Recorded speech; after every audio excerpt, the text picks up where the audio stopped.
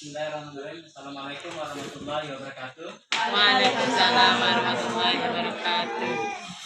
Alhamdulillahirabbil alamin wassalatu wassalamu ala asyrofil anbiya'i wal mursalin wa ala alihi washabihi ajmain. Amma ba'du.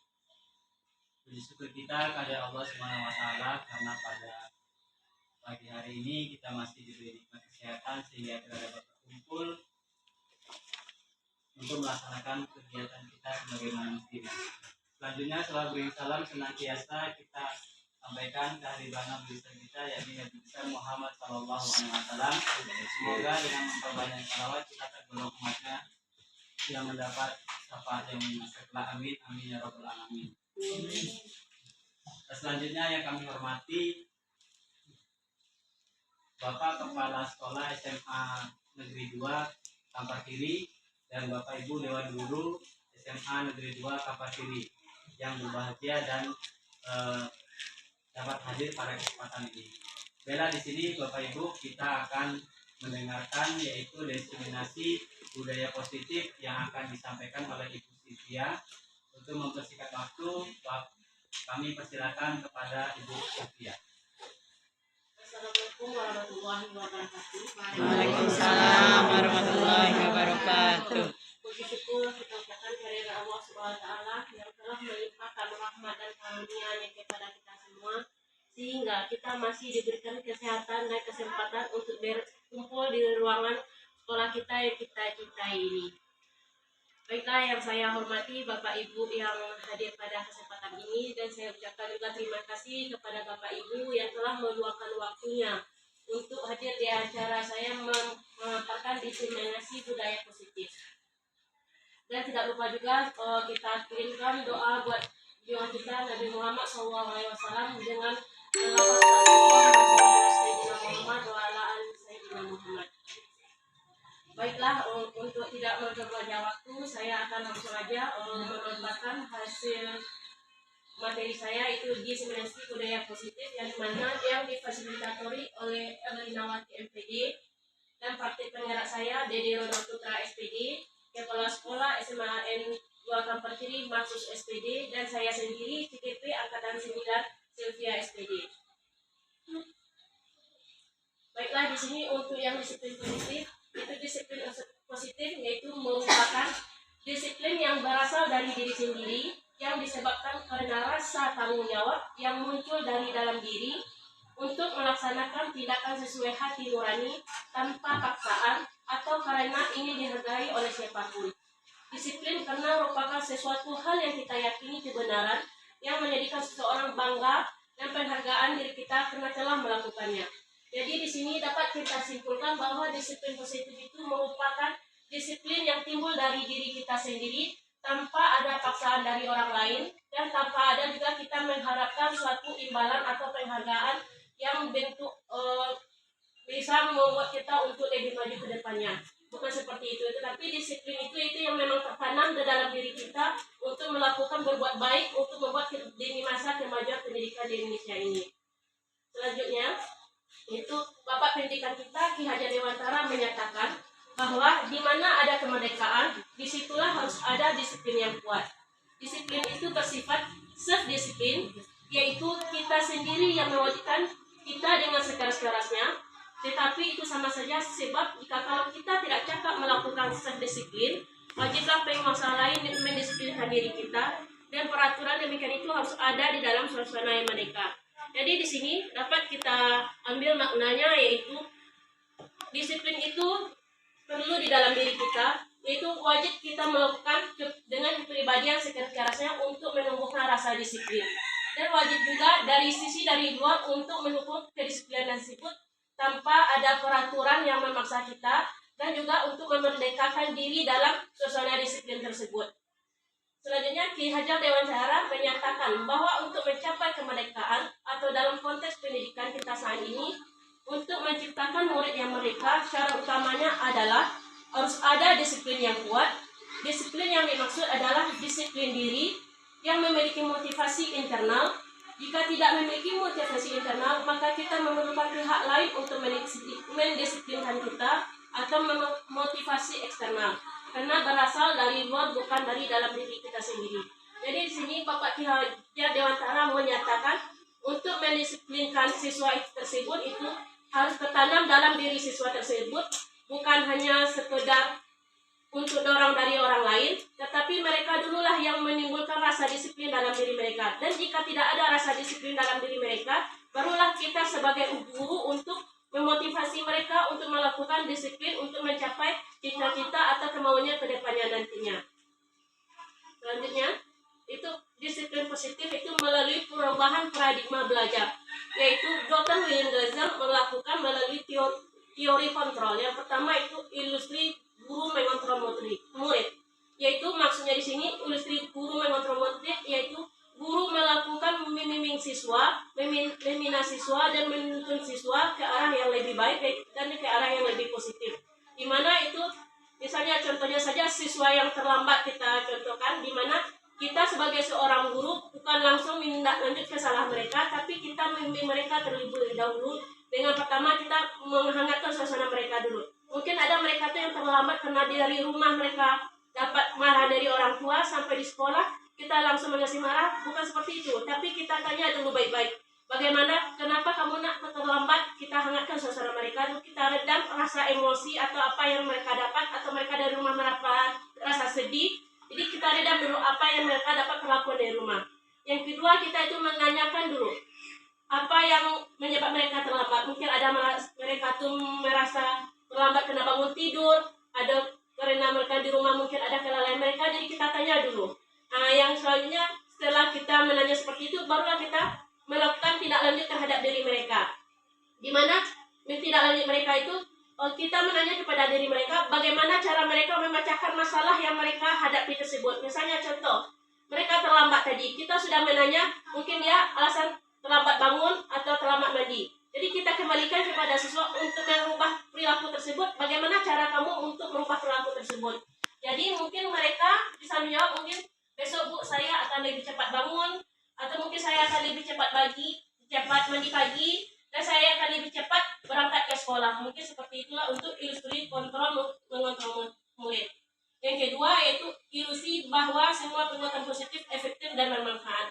Di sini kita guru harus memberikan saran-saran positif yang menguatkan diri siswa untuk maju arah ke depannya, sehingga mereka itu tidak ada mendapatkan tanggapan negatif yang membuat mereka down untuk maju ke depannya. Contohnya saja, mungkin kita seorang guru, nak kenapa kamu terlambat? Kamu mungkin tidak disiplin di rumah, mungkin kamu terlambat bangun ya. Tidak, bukan seperti itu, tapi kita redam mereka dulu. Kita kontrol mereka itu. Bagaimana kita memberikan penguatan positif kepada mereka. Yang ketiga itu ilusi bahwa kritik membuat orang merasa bersalah, dapat menguatkan karakter.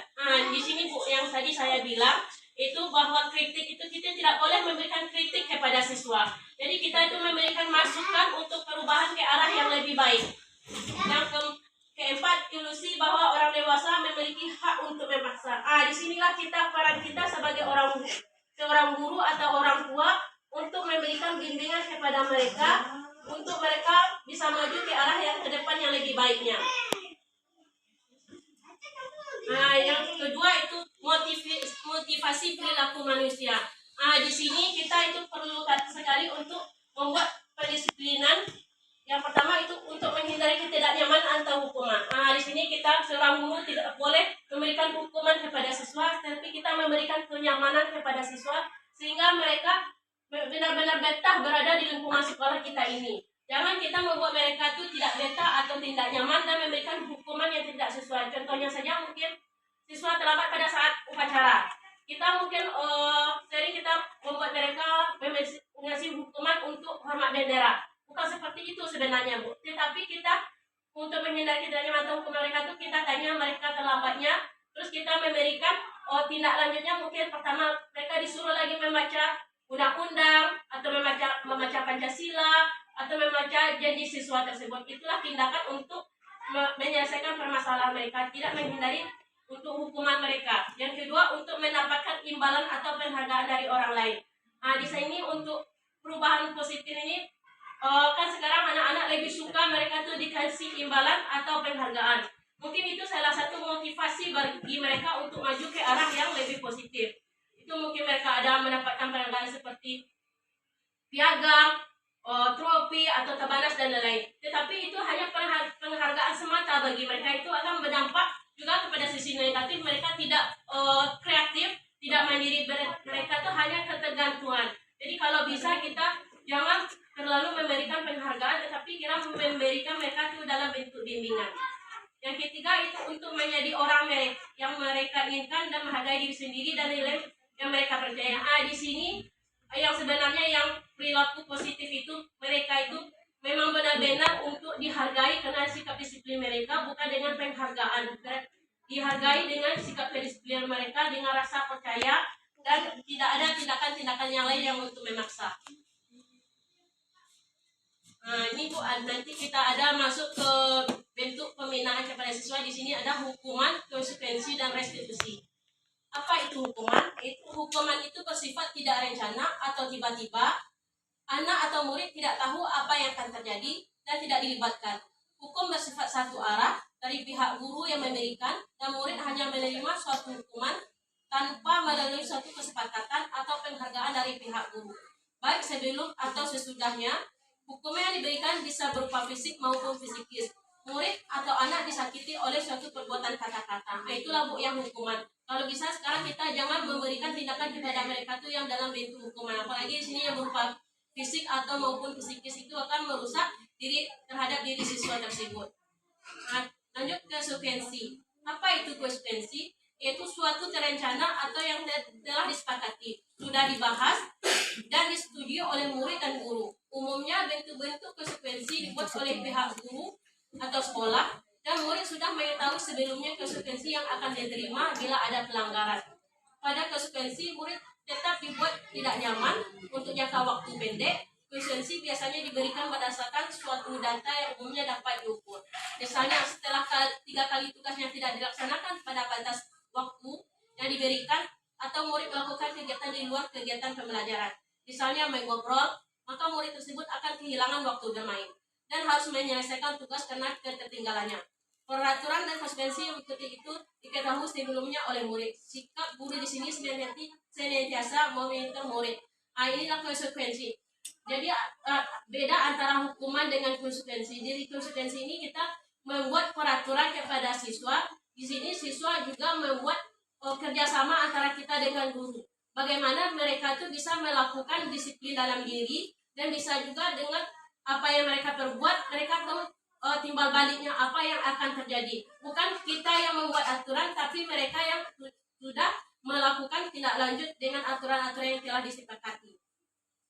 Yang ketiga itu restitusi. Apa itu restitusi? Restitusi adalah proses menciptakan kondisi bagi murid untuk memperbaiki kesalahan mereka, sehingga mereka bisa kembali pada kelompok mereka dengan karakter yang kuat, yaitu menurut Gosten tahun 2004. Restitusi juga merupakan proses kolaborasi yang mengajarkan murid untuk mencari solusi untuk masalah mereka, dan membantu murid berpikir tentang orang seperti apa yang mereka inginkan dan bagaimana mereka harus memperlakukan orang lain. Itu menurut Gosten tahun 1996. Ini untuk menciptakan budaya positif itu tidak lepas dari kebutuhan dasar manusia. Yang pertama itu kebutuhan untuk bertahan hidup. Di sini kita perlu Bu untuk menanya kebutuhan siswa itu. Pertama sekali itu kebutuhan makan dan minum. Jika mereka itu dari rumah kalau tidak makan atau minum, itu akan berpengaruh terhadap peningkatan budaya positif di sekolah, itu kedisiplinan. Mereka akan melakukan pembelajaran itu menerawang keluar, dan mereka itu tidak akan fokus dengan kegiatan-kegiatan apa yang kita lakukan di sekolah. Yang kedua, kasih sayang dan rasa dan terima. Apalagi ini Bu, pada saat di sekolah proses pembelajaran ini sangat dibutuhkan oleh siswa, kasih sayang. Jadi kita seorang guru sebagai orang tua kedua di sekolah, kita harus wajib memberikan kasih sayang kepada siswa. Dan apalagi pada saat pembelajaran berkelompok, mereka itu selalu ingin bisa diterima di sisi kelompoknya. Bagaimana kita membentuk kelompok mereka itu yang selaras dengan diri mereka, dengan jiwa mereka, sehingga mereka itu di kelompok mereka itu diterima oleh kawan-kawan mereka pada saat belajar. Yang ketiga, kebebasan atau freedom. Di sini kebebasan maksudnya itu siswa diberikan kebebasan dalam belajar. Itu tidak ada yang kita memaksa atau menuntut mereka, tapi kita menuntut, membimbing mereka ke arah yang lebih baik, yaitu menuju peningkatan-peningkatan positif di sekolah. Dan kebebasan ini maksudnya ini kita tidak memberikan mereka juga untuk bebas berlari-lari di dalam kelas, tidak, bukan seperti itu. Tapi kita memberikan mereka itu kebebasan untuk mengembangkan ide-ide yang ada di dalam diri mereka, sehingga mereka bisa berbagi kepada kawan-kawan mereka di dalam kelas. Yang keempat itu penguasaan atau power. Nah, di sini yang sering terjadi, mereka tuh memiliki sikap egois. Apalagi kita pada anak-anak itu, pada saat mereka memiliki konten, mereka itu menunjukkan jati diri mereka seolah-olah mereka sendirilah yang pintar. Oleh karena itu disitulah kita perlu bimbingan untuk mendekatkan kepada siswa. Pada saat mereka memiliki penguasaan atau kompeten yang ada, bagaimana mereka itu bisa berbagi kepada kawan-kawannya di sekolah atau di kelas mereka pada saat belajar atau pada saat di luar kegiatan sekolah. Yang terakhir itu kesenangan atau fun. Ini yang paling utama sekali. Apalagi pada saat proses pembelajaran, kita tidak hanya fokus mengasih mereka itu materi, tapi kita mengasih mereka itu pembelajaran dalam bentuk permainan yang bisa membuat mereka itu gembira, ada tertawa, ada senyum. Jadi mereka tuh memang bebas dalam kelas itu, bukan mereka tuh kita bilang meribut di dalam kelas, bukan seperti itu, Ibu. Jadi mereka tuh memang bebas dalam kegiatan di kelas untuk belajar, mengekspresikan apa yang ada di dalam diri mereka. Jadi menurut pembelajaran yang telah saya dapat di grup penggerak ini, kita itu memberikan kebebasan bagi mereka untuk kesenangan. Itu mereka tuh harus senang menerima pembelajaran apa yang mereka dapat, dan mereka harus senang juga mengembangkan ilmu-ilmu yang telah mereka dapat kepada kawan-kawan mereka di dalam kelas. Nah, selanjutnya ini pada saat posisi kontrol restitusi. Itu ini pada untuk pembinaan kepada siswa, itu ada penghukum, ada pembuat merasa bersalah, ada kita posisi teman, ada posisi pemantau, manajer. Nah, posisi kontrol restitusi itu posisi penghukum. Ini kita seorang guru yang posisi penghukum, itu dengan cirinya itu kita sering menghardik, menunjuk-nunjuk, meminta dan memesi hukuman. Itu tidak baik, Bu, untuk melakukan pembinaan kepada siswa. Dia nanti akan berdampak kepada diri murid. Murid itu akan merasa dendam kepada kita seorang guru, dan mereka tidak menyukai kita sebagai guru, dan bahkan mereka akan membenci mata pelajaran yang diampu. Yang kedua, jika kita sebagai guru dan melakukan pembinaan membuat orang merasa bersalah, itu dengan suara guru lembut, tenang, namun kata-katanya menyalahkan murid. Nah, di sini kita mungkin berkata lembut kepada siswa, tidak menyakiti siswa, tapi kita ada seolah-olah menyalahkan murid. Ya, dampaknya nanti murid akan merasa bersalah, menarik diri dari lingkungan. Menarik diri lingkungan mungkin sini mereka bisa menjauhi diri kita sebab dari guru, dan juga menjauhi diri dia dari kawan-kawan mereka. Karena mereka itu selalu disalahkan dan mereka tidak mau diterima apa yang telah mereka ungkapkan. Jadi ini perlu kita hindari untuk permasalahan-permasalahan seperti itu. Selanjutnya itu posisi teman. Ini juga termasuk juga bagus, Bu, tetapi ini tidak membuat siswa mandiri. Karena cirinya guru ramah, cenderung bersedang gurau, dan untuk menghangatkan suasana. Dampaknya murid merasa senang, akrab dengan kita sebagai guru, dan murid hanya ketergantungan dengan satu orang guru. Dan murid tersebut tidak mau bersosialisasi dengan guru yang lain. Dan mereka akan malas berpikir dan tidak mau berkreatif, dan mereka itu hanya menerima suatu bentuk-bentuk ide yang kita serahkan dari satu orang guru. Jadi dari orang guru lain mereka tidak mau menerima. Jadi di sini kalau kita melakukan pembinaan, mungkin siswa tersebut dengan contohnya saja mungkin dengan Bella, karena Bella ada pendekatan dengan siswa seperti teman atau apa, karena seni bersama gurau. Nanti sama Ika enggak, dia enggak suka. Jadi nanti mereka itu akan pola pikir mereka itu akan terbatas. Mereka tidak akan kreatif. Jadi mereka itu hanya kreatif dengan si Bella, seperti itu, Ibu. Selanjutnya pemantau. Ini kita seorang guru pemantau itu bersuara datar, tidak emosi dan tidak bersanda gurau, nada tinggi. Guru mengarahkan murid pada peraturan konsekuensi. Dampaknya nanti murid hanya taat seketika dan tidak menyalahi nilai kebajikan, tidak sepenuhnya mandiri. Di sini mereka itu patuh hanya kita bina, mereka itu anak bantu sesaat. Habis setelah kita bina dia, mereka itu kembali lagi mengulang sikap perilaku mereka yang tidak baik. Dan mereka itu tidak mengindahkan nilai-nilai kebaikan yang telah terjadi di sekolah. Dan mereka itu tidak mandiri. Selanjutnya ini yaitu posisi manajer. Inilah posisi yang paling ideal kita miliki oleh seorang guru, karena itu suara gurunya netral, tidak emosi, tidak bernada tinggi, terciptanya ide-ide positif, berhasil mengajukan pertanyaan atas perbuatan siswa, dan berhasil juga membimbing siswa ke arah yang lebih baik untuk pencapaian hasil siswa. Dan guru membimbing siswa untuk memecahkan masalah, dan guru menghangatkan rasa senang. Dampaknya murid menjadi mandiri, percaya diri, siswa dapat memecahkan masalah itu sendiri. Ini Bu ada videonya, nanti bisa kita lihat bersama. Ini contoh videonya posisi pemukul. Nah ini posisi pemukul ini tidak bagus kita lakukan Bu, nanti akan berdampak kepada siswa. Siswa itu akan melakukan rasa dendam terhadap kita sebagai seorang guru. Sini kamu. Selamat pagi Bu. Selalu terlambat. Kamu deh pasti terlambat. Maaf Bu, saya Apa? Apa coba? Alasan kamu apa lagi? Kapan sih kamu tidak terlambat? Malas sekali ya kamu jadi anak. saya Dasar pemalas. Gak kapok-kapok sih kamu. Sudah berapa kali terlambat? Sana, kamu keliling lapangan basket 2 kali.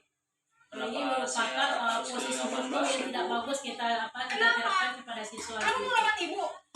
Berani-beraninya jawab. Sudah terlambat, masih berani jawab pula. Sekarang, keliling lapangan basket 5 kali sekalian. Biar kapok. Cepat. Pergi sana ke lapangan basket. Lanjut lagi posisi kita guru sebagai membuat merasa bersalah. Nah ini membuat merasa bersalah ini melakukan kesalahan, menunjukkan rasa kesalahan kepada siswa. Nah ini akan berdampak kepada siswa itu siswa itu menyendiri dan menjauh dari kita sebagai guru. selamat pagi Bu. Naren. Kamu kenapa terlambat lagi, nak? Ya Tuhan, Naren. Kamu senang ya bikin ibu susah ya? Kalau kamu terlambat lagi, nanti ibu yang ditegur bapak kepala sekolah, nak. Disangka ibu tidak bisa membina kamu. Duh, gimana ini? Maaf Bu, Duh, Gusti Naren. Kamu suka ya kalau ibu ditegur bapak kepala sekolah? Terus, sekarang ibu harus tulis apa ini di buku absen? Ini kamu sudah sering terlambat loh. Ibu harus apa coba? maaf Bu, maaf sekali. Ya sudah, lain kali jangan bikin ibu susah lagi ya nak ya. Ibu tidak akan kuat lagi kalau kamu begini terus. Bisa jantungan kalau ibu tegur bapak kepala sekolah. Sana cepat ke kelas. Maaf ya Bu, maaf sekali. Posisi pembuat rasa bersalah berbicara dengan nada tenang. Ini yang posisi teman.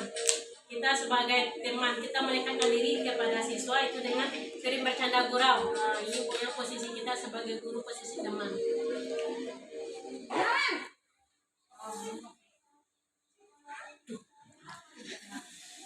Selamat pagi Bu. wah, sudah jam berapa ini nak? Terlambat lagi ya saya. Nah, nada-nada Iya kita Bu, adalah habis kita ibu sering saya bercanda gurau sama bukan anak-anak. saya Bu. Kamu malah menyalahkan ibu kamu. Kamu bukannya anak yang larinya paling kencang. Kok terlambat sih? Iya Bu, saya memang terlambat bangun tadi. Jadi biarpun saya lari kencang, tetap gak kejar Bu. Ya sudah sana. Nanti lain kali larinya lebih kencang lagi ya. Biar gak terlambat lagi. Bikin senang ibu. Demi ibu. Bisa kan? Bisa lah Bu. Ya sudah sana masuk kelas. Ibu beresin urusan absen kamu. Kamu ini ada-ada saja. Ini posisi pemantau atau memonitor. Nah, kita memonitor atau melihat dari jauh.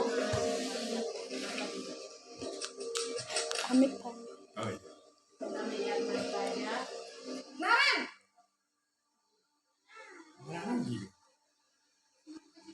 Selamat pagi, Bu. Naren, apa peraturan sekolah kita tentang jam berapa kita harus masuk sekolah, nak? Kita harus di sekolah jam 7, Bu. Iya, betul. Sekarang sudah jam 7.20. Naren sudah tahu konsekuensinya jika terlambat hadir. Paham, Bu? Saya harus tinggal kelas pas jam istirahat selama 20 menit. Iya, benar. Konsekuensinya demikian. Jadi nanti jam 9.30, pas istirahat, kamu harus tinggal di kelas, kerjakan tugas tambahan untuk ketertinggalan kamu, ya? Baik, Bu. Nah, ini posisi manajer, posisi yang ideal yang harus kita terapkan di sekolah.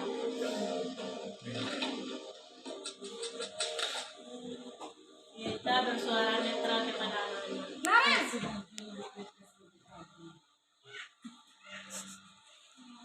Selamat pagi, Bu. Selamat pagi, Naren. Maaf, Bu.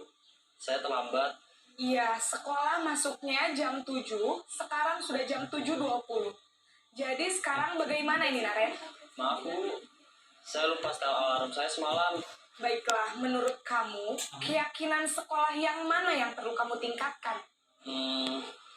Menghargai diri sendiri dan orang lain mungkin ya, Bu.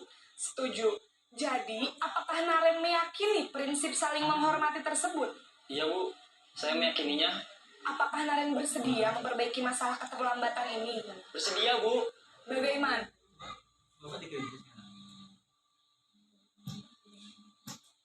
Nah, kamu akan perbaiki masalah keterlambatan ini. Saya akan coba untuk tidak lupa menyetel alarm saya, Bu. Baik, kalau Naren lupa menyetel alarm di rumah, ada orang yang kira-kira bisa bantu mengingatkan tidak? Ada, Bu. Kata saya, Kak Emma. Ada lagi selain Kak Emma? Selain Kak Emma, ada ibu saya.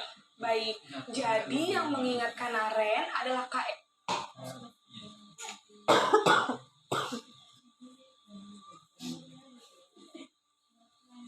Nah, lanjut itu untuk disiplin positif kita lanjut ke materi itu keyakinan kelas. Nah, di sini keyakinan kelas itu merupakan sebuah ketetapan atau aturan kelas yang telah disepakati bersama siswa.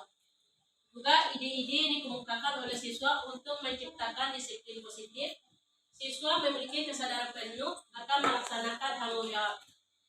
Terus langkah-langkah utama dalam menetapkan keyakinan kelas itu kita berdiskusi memunculkan peraturan yang ditaati di kelas. Yang kedua itu mengubah peraturan menjadi kalimat positif. Biasanya kita memberikan tugas kepada siswa untuk memerintah, kita mulai menggunakan kata-kata itu menolong atau silakan ambil ya, tapi jangan dengan kata-kata negatif.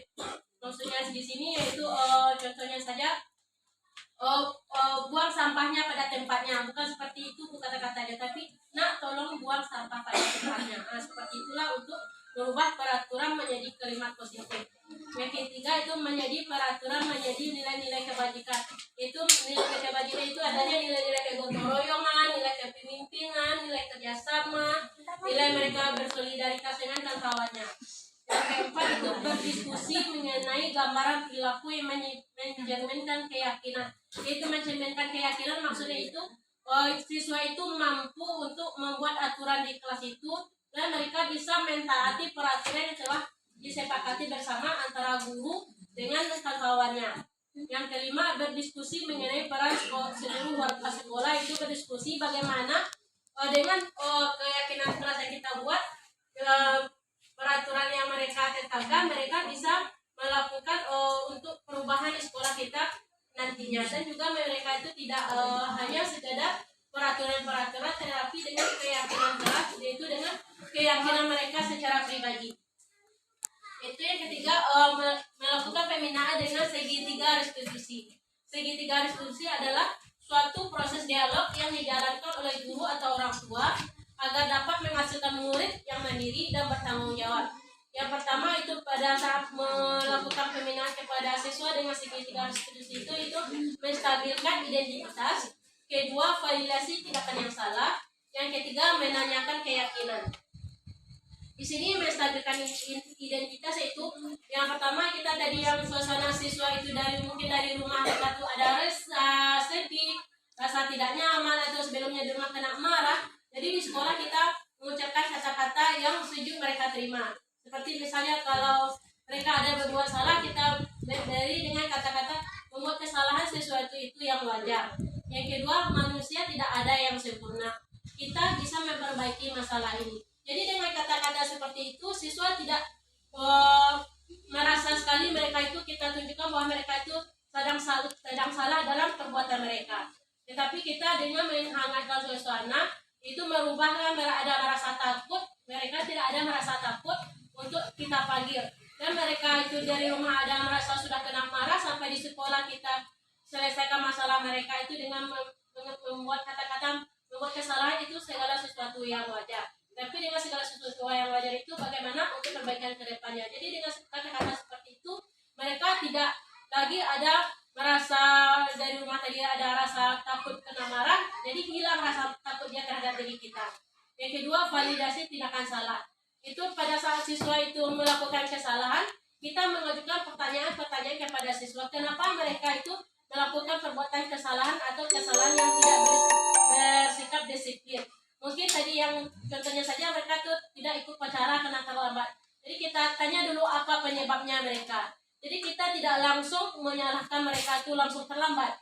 Tetapi kita menanyakan apa penyebab mereka dulu. Nah terus kenapa mereka itu terlambat? Apa alasan-alasan mereka? Yang terakhir itu menanyakan keyakinan. Menanyakan keyakinan itu bagaimana mereka itu memecahkan masalah dari perbuatan yang telah mereka perbuat. Jadi di sini tadi mereka itu yang datang terlambat saat upacara, kita menanya karena apa alasan mereka terlambat. Di sini kita tanya kembali kepada mereka bagaimana mereka itu supaya bisa berubah cara mereka itu tidak terlambat lagi. Jadi mereka itu mungkin ada yang menjawab mungkin membuat diri dia lebih disiplin. Nantinya berbuat disiplin itu seperti apa? Jadi mereka itulah yang akan memecahkan masalah mereka yang terlambat tadi. Itulah yang bentuk segitiga restitusi. Nah, jadi di sini dapat saya simpulkan itu dalam penerapan program disiplin positif kita sebagai guru hendaknya memiliki standar kepribadian profesional dan sosial yang baik, di mana guru mampu merefleksi dirinya dalam posisi kontrol dan bagaimana perjalanan dirinya sebagai among atau manajer, yaitu membimbing siswa, menuntun murid-muridnya menjadi insan mandiri, merdeka dan bertanggung jawab. Nah sekian, terima kasih kepada Bapak Ibu yang telah ikut dalam acara mempresentasikan tugas aksi nyata saya. Lebih terkurang saya mohon maaf. Wabillahi taufiq wal hidayah. Wassalamualaikum warahmatullahi wabarakatuh. Waalaikumsalam warahmatullahi wabarakatuh. Terima kasih kepada Ibu Sofia yang telah menyampaikan atau mendiseminasikan tentang budaya positif kepada kita semua. Semoga apa yang disampaikan dapat bermanfaat dan dapat kita laksanakan bersama. Selanjutnya kami berikan kesempatan Bapak Ibu jika ingin ada pertanyaan atau mengajukan ini tanya jawab, dipersilakan kepada Bapak Ibu. Kepada Bapak Ibu yang mungkin ada apalagi di dalam bentuk kita posisi pembinaan kepada siswa, mungkin ada yang mau bertanya. Mungkin saya akan berusaha juga menjelaskan yang sebagaimana ilmu yang saya dapat di dalam ilmu pembinaan ini.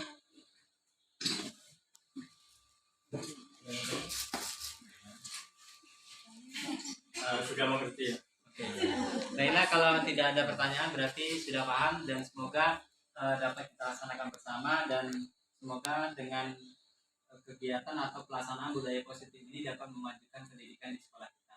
Mungkin itu saja kegiatan diseminasi budaya positif yang dilakukan oleh Bu Sylvia dan kami sebagai pembawa acara mohon maaf jika ada kekurangan dan saya akhiri. Wabillahi taufiq wal hidayah. Assalamualaikum warahmatullahi wabarakatuh. Waalaikumsalam warahmatullahi wabarakatuh.